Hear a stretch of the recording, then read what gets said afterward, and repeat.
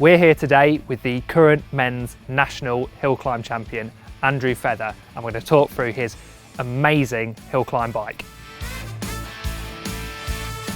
Before we go any further, you may recognise Andrew from a previous video we did where we tested his VO2 max at the University of Bath. His final score was pretty incredible, so if you want to watch that video, there is a link in the video description. But before we get into the bike, a little bit about hill climbs. If you don't know about them, it's a kind of UK-centric discipline where riders set off in 1 minute intervals. It's a time trial, and obviously the fastest rider wins. Andrew is the national hill climb champion, well he is currently, and obviously he's pretty fast. Now within hill climbing, there's no UCI rules, so riders are allowed to mod their bikes to the max, so you can do things like remove the bar tape, the single ring setup, and yeah, riders are allowed to kind of play and mess around with the bikes, which ends up with some pretty interesting builds like this one. So Andrew, I think the first place we're going to start is the frame, and you've chosen this Cannondale SuperSix EVO high mod. Now interestingly, you haven't chosen the most recent version. Why is that? I've chosen the 2019 version because it is compatible with rim brakes. Obviously rim brakes in hill climbs is really the lightest. Yeah, the key thing is that the most recent Super 6, it's disc only, but it is a bit heavier than the older version, and you're just concerned with weight, that's it really. You don't need an aero bike, do you? Exactly, yeah. I was predominantly looking for as light a frame as possible, and the Cannondale 2019 version really hit the nail on the head. I think the frame comes in at roughly 760 grams, I think. But yeah, really light, very stiff as well. So it's a solid frame. Yeah, and I mean, do you enjoy riding it as well? Yeah, it's really nice to ride. So when I'm not riding hill climbs in September and October, it's a great frame to ride just ordinarily on the road. Really comfortable as well. Like I say, very stiff. Obviously, to go with your super light hill climb frame, you're going to need incredibly light hill climb wheels, and you have these 991 gram Hunt wheels. Can you tell me a bit more about them? Yeah, as you say, they're 991, extremely light, very stiff. They're Hunt specific hill climbing wheels, basically, so they're not wheels that I'd be training on. I only really use them in races. And you can't even really do big descents on them, can you? No, you've got to be pretty careful. Excellent wheel set, tubular, as you said. So yeah, tubular wheels are a lot lighter. You're obviously sacrificing a bit of convenience, because if you have a puncture, you're going to have to kind of peel them off, re-glue them, re-tape them. But for hill climbing, where you may only be riding for maybe the max of about 20 minutes, UK hill climbs, the longest is about 20 minutes. Yeah, just over 20 minutes. And the shortest is under 2 minutes. They're fine, aren't they? Exactly, yeah. And so far, touch wood, I've only had one puncture, and that was last year. And that just involved a very quick wheel change just before the race. And that's why predominantly in the hill climbs warm up on rollers, just so it minimises the risk of getting a puncture before the race. Do you glue or tape the tyres? They are taped, the tyres, and I did them specifically in a shop, so I'm not to blame if it goes wrong. That conveniently gets us onto the tyres, which are Vittoria Chrono CS tyres, a fairly old tyre, but you've used these for a couple of years now. Really like them? Yeah, really like them.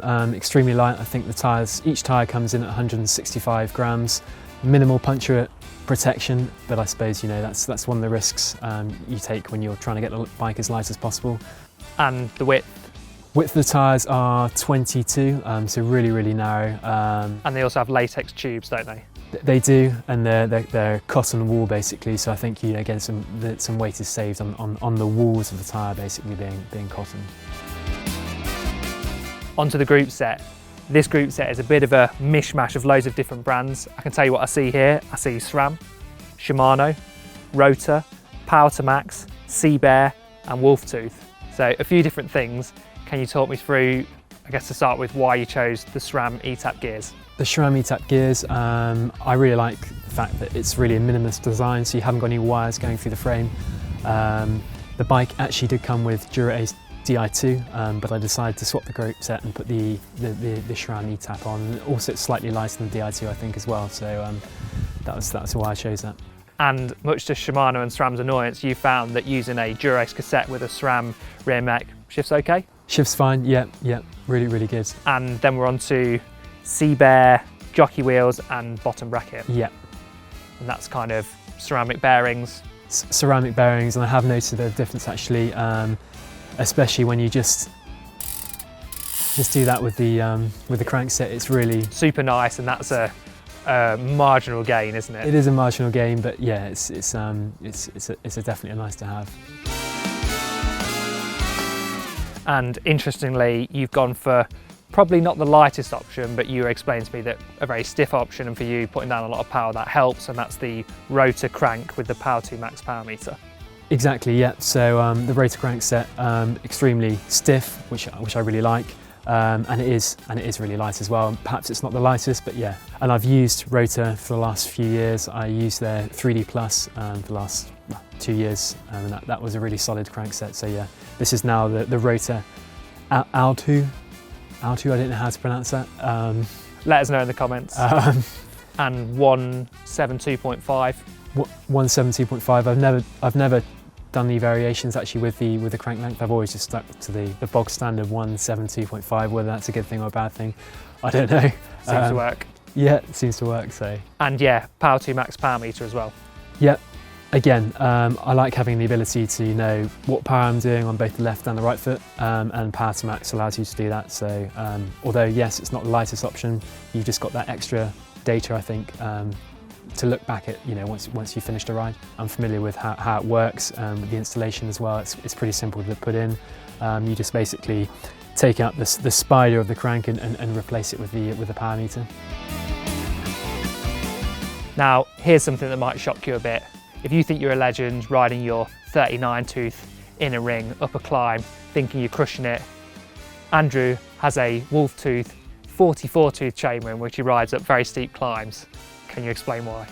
I thought 44 tooth would be, especially it's quite good for Hatel. Hatel's not a particularly steep climb. And that's where the National Championships are going to be held. That's where the Nationals are going to be held this year. So I thought it was a good halfway house.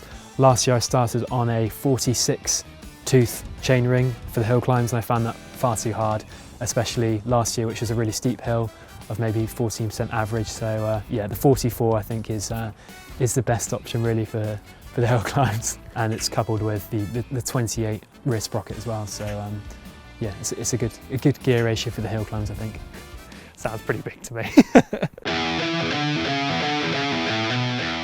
Very quickly, Shimano Dura-Ace pedals, again, not the lightest option, but something you like. Yeah, something I'm used to again, and it goes back to being able to use it ordinarily just on the road in training throughout the summer. Really like the pedals. It's a nice big platform as well to put power through. Again, as you say, not perhaps the lightest, but in terms of adaptability and it's good. On to brakes. You've gone for the Cane Creek EE brakes, which is something you see quite a bit of now at the hill climbs. An incredibly light brake. I think they're about 80 grams per brake. How have you got on with them? Really, really good. And yes, and compared to the SRAM brakes, I think they save roughly 100 grams. So again, every little bit that you're able to save on the components add up and really reduce the weight of the bike as a total. Yeah, and you say these perform quite well going back down the hill as well. Yeah, really good. So I've used them throughout the summer this year, and excellent braking power, just as good as the SRAM Red brakes. Onto the saddle, and you've got a saddle that I've used as well, which is the Schmolke TLO saddle. It weighs 62 grams, but fairly comfortable. It is, yeah. I mean, it looks really not very comfortable. It looks solid, very hard. I've ridden on it again in training.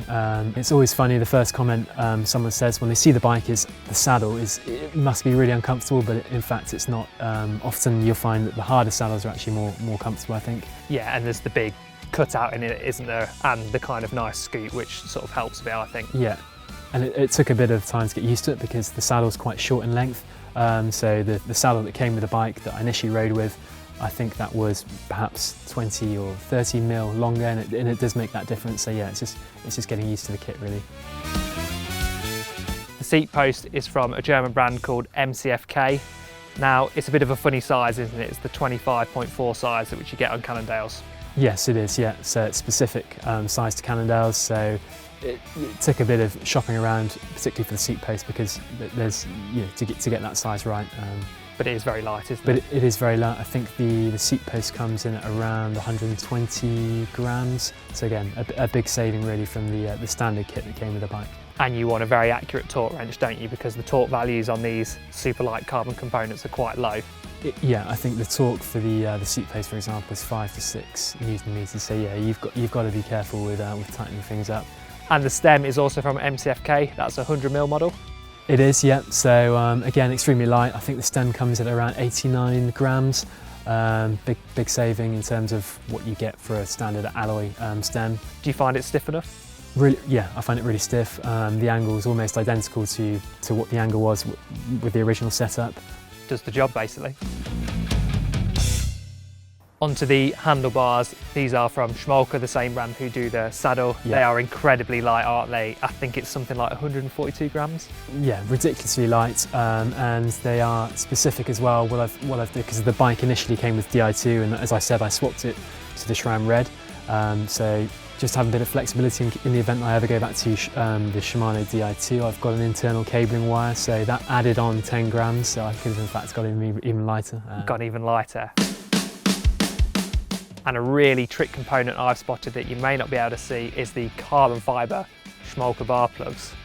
I think they're like probably 2 grams or something like that. Yeah, absolutely nothing yet.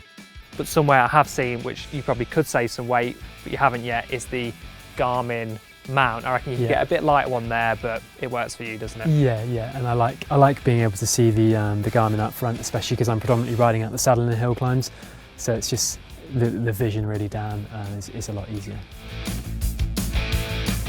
Thinking of other places you could save weight and things we've seen other hill climbers do is you could remove the bottle cage bolts and you could remove the top cap, but you haven't bothered. No, I haven't bothered. No, I don't want to have water going in the frame. It has to have a kind of slight real world use, doesn't it? I think that's the point, is that you do ride this bike to train on as well, don't you? Yeah, and I think especially in the hill climbs, I want to be used to riding the bike. So often when the weather's dry and the roads are in good condition, I will use this bike to train on, just so I'm used to it when I'm riding the hill climbs. Yeah, and the only thing you'd switch out, and they're down there, is your training wheels, I believe. So apart from that, you'd ride this bike as is to train on. Exactly, yeah. Obviously no bar tape. You've got to be careful if it's wet, but predominantly really I'm only riding the bike when it's dry. Yeah, so I've got some Hunt training wheels that I use. So obviously the Hunt training wheels are slightly heavier than the specific hill climbing wheels they do. I've used them in the Pyrenees this year, tackling lots of the iconic climbs over there, and they've been really good. Didn't you end up with a top 10 or a top 5 on some of the tour climbs? Yeah, I think I had a KOM on the loose RD Den, and I think I was 3rd on the Autocam, so yeah, some quite good results, and using the training wheels really, so. They've got to be fast then. Speaking of training, people will be interested to know what you do for training. Predominantly my training consists of riding to work. I work in Bristol, so it's a commute from Bath to Bristol each day. Probably doing a round trip of maybe just over 40 miles, and perhaps I do that 4 days a week with 1 rest day, often the day before the competition. Efforts in between, do you do any specific efforts? Not many during the week. Predominantly I leave that to the weekend, especially when the hill climb, in the hill climb season. But just lots of kind of base miles, and looking at your Strava, it's fairly consistent all year, isn't it? You don't kind of have big peaks and troughs with hours. It's pretty level all year, isn't it? Pretty level all year, yeah. So I suppose I do perhaps anywhere between 10 and 14 hours per week on a standard week. And I wouldn't be using this bike to commute into work. I've got a Cannondale with disc brakes that I use, which is much more, ready to take a battering of all the horrible weather we get throughout the winter. So with all the chat about the components, the thing everyone wants to know, and I'm sure you've all skipped to the end of the video to find out, how much does it weigh? The total weight of the bike is 5.43 kilos. That's very, very light. Which is actually a saving of about 400 grams from what I had last year, it was around 5.8 last year. If you want to see this bike in action, there isn't many chances left. There's only 2 more weekends of the hill climb season left, and the National Championships take place on the 27th of October. Up Haytor, a climb you like? It's a good climb. It will be definitely a worthy winner who wins. It's probably slightly too shallow for me. I prefer the gradient, which is a bit steeper, but I'll give it my best shot. And do you think just over 12 minutes for the win, depending on wind conditions? Yeah, I think it will be just over 12 minutes. Again, it's dependent on the wind. Haytor is predominantly headwind, and you're going into a southwesterly direction. So yeah, I think that will be quite a big deciding factor as to who eventually wins. Yeah, and what kind of power will you be aiming for that kind of 12 minutes? And bear in mind, you're around 62 to 63 kilos, aren't you? Yeah, I think I'd be looking at roughly maybe 435, 440, I don't know. It just depends on how I feel on the day, whether I've got fresh legs, whether I've picked up a cold, I don't know. Yeah, but whatever happens, you're going to be hurting a lot by the top. Yeah, I'm going to go as hard as I can. I think pacing will be key for that kind of climb, because obviously it's long, it's over 12 minutes. Lots of changes in gradient as well, so it's definitely holding something back for the end. I think it should be important.